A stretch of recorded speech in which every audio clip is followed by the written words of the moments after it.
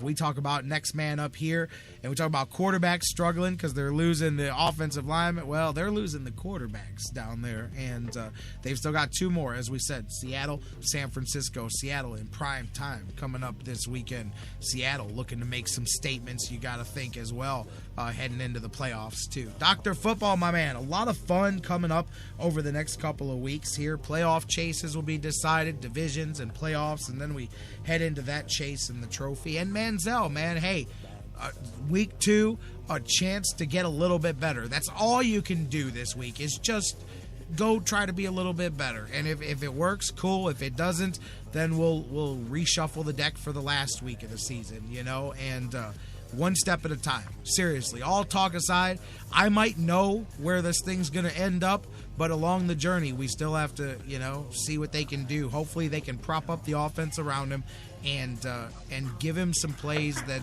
give him a little bit of an opportunity to get into a rhythm and see what we can make happen. All you can do is try to be better than last week. Right. And that's why they play the games, J-Rock. You have to play the games one at a time. You know what's funny is that I'm just going to throw this last little dig in there, is that what I just said was the reason that so many people said we had to make the switch 6 weeks ago was because that's what you have to do for Brian Hoyer. You have to make everything perfect, and you have to prop up the offense around him, and you have to do all of these things to practically mail it to his house for him to be successful. And that's why we need Johnny out there, because he can do all those things by himself, and he doesn't need it to be perfect. And now, what did we just say? Well, if the Browns make everything perfect, and if they really narrow it down and just give him some easy throws and a chance to, well, if that ain't the definition of a game manager, I don't know what is. But anyways, Dr. Football, we will have a chance to see how week 2 of the Johnny Manziel gimmick experiment, whatever you want to call it, goes. We'll see if it's any better, and we'll look at, with 1 week to go, we'll really see where these playoff races are headed and so much more when we do this next week. Yeah, man, you have a good week and a good weekend, and I'll talk to you next week. You got it, my man, Dr. Football. As always, you guys can hit him up on Twitter at AskDrFootball, AskDrFootball on Twitter. We're going to take a break, come back, final segment of the day coming your way. We'll talk a little more hoops. CSU Vikings picked up the victory last night. Couple of coaching, some Ohio coaching stuff going down. Tom Herman, Houston, we have a problem. He's going to go try to ignite that Houston offense. We'll talk about that coming back. Bo Pelini, we mentioned it last week. People said, I don't know, man. Bo Pelini coming to the Penguins. We'll talk about that here when we come back as well, and so much more. Don't go anywhere. You're listening to the Sports Fix right here across the Sports Fix Radio Network. We'll be right back.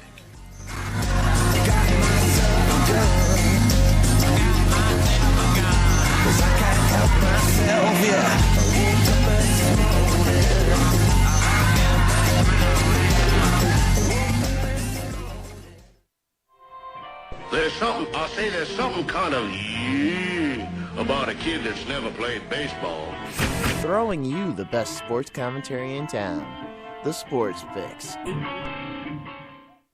Guys, want to take just a second as we head into this break and remind you about the official business printing source of the Sports Fix, our friends at Signs and Ship. Signs and Ship, I'm telling you, Chris and Pam, they've taken care of me since day one, and they can do the same for you. Whether you're a small business that's already been established and you're looking to grow to that next level and expand your business, or perhaps you've got an idea that you just know is going to be a great business and you need to figure out how to brand it and how to promote it and put it out there, Signs and Ship is the place for you. If you need a logo, they can create one for you. They have a fantastic graphic designer. Business cards, signs, banners, yard signs, mobile advertising, anything you can think of that you need to promote your business, they've got it at Signs and Ship. The best thing about them, too, is each of their locations, whether it's the home base here in Elyria, Ohio that I work with, or their spots in Virginia, Florida, and Pennsylvania, it's all local sourced. Very important to me because we all understand that small business is the lifeblood of the community. So check them out, signsandship.com, or call Chris and Pam today, 440-323-6060, the home office in Elyria, Ohio. Signs and Ship, quality printing at affordable prices. It's an addiction. The Sports Fix. We'll be right back. Fantasy sports lovers, you put so much time, hard work, and effort into playing week to week that it quickly stops being a fantasy and starts getting real. Real time spent making real decisions, creating real victory. I'm the greatest man in the world! And when the smoke clears, you want to show off those victories with a real prize. I mean, a really real prize. Nobody does that like Fantasy Jocks. The crew over at Fantasy Jocks have beautiful, high-quality, and heavy-duty championship belts, rings, trophies, and so much more for all your fantasy sports needs. The trophy's 12 feet high, and it is glorious! Football, baseball, hoops, you name it, they have it. Plus, they have awesome draft kits and party supplies to make all your preseason activities the envy of everyone. If your league needs a ring, belt, or trophy, or you want to upgrade what you already have, there's literally only one place to go. If you're going to be a fantasy jock, do it right. It's mine, the most magnificent belt ever created, and it's mine. With America's Fantasy Sports Superstore, FantasyJocks.com. No football? No problem at Harry Buffalo North Olmsted. The excitement never stops. Every day of the week brings a different set of food and amazing drink specials. And now,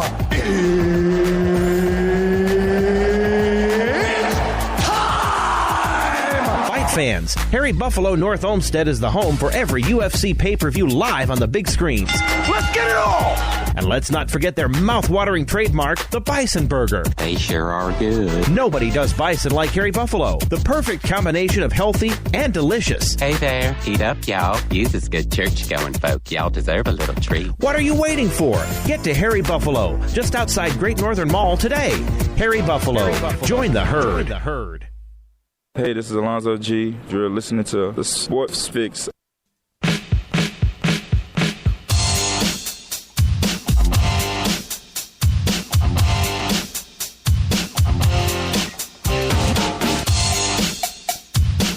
I dig it.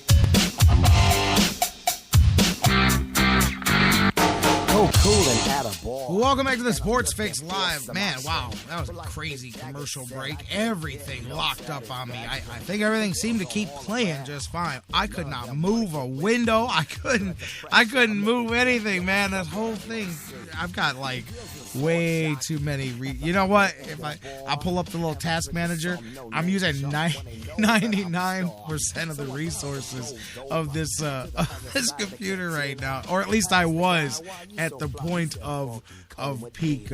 When you reach 100%, stops working. Everything just stops moving. But anyways, I'm at least able to get through final segment of the show here. J-Rock back. Some of these windows still won't open yet.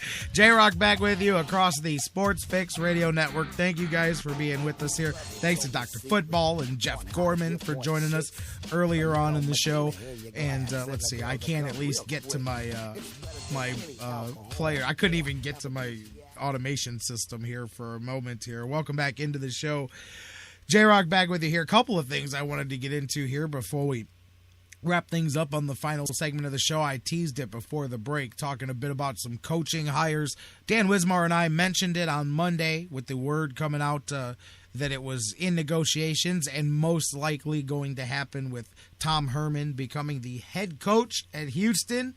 He is going to, indeed, the Ohio State offensive coordinator, confirming that he has agreed to become the head coach at Houston, but he will maintain his position as offensive coordinator for the Bucs throughout the college football playoff. It wasn't really sure, even if he did take the job, whether it would be a hit the ground running, start right away kind of thing, or whether it was going to be a deal where he stuck around. And obviously that behooves Ohio State not to have any type of gaps that things can fall through here. It's, this is what happens. And obviously Urban Meyer has a coaching tree getting already and getting himself moving. No, Larry, Houston as in the college, not the Houston Texans. He's going to be a college football coach for Houston. But Herman, you knew he was going to be a hot topic and a hot one of the hot coordinators here going around anyway because of what Urban's offense can do.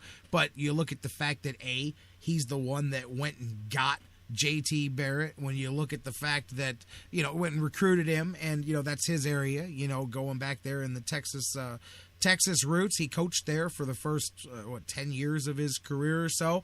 And Herman, when you look at what he's done with not just Barrett, but the quarterback situation in general. I mean, as we talk about, getting down to your third string guy and still going out there and doing what they did in the championship game, he obviously has a lot to do with that. So he's getting recognized for that now, and he's going to go on to become the head coach there of Houston after they play their bowl game. They're in the Armed Forces Bowl on January 2nd.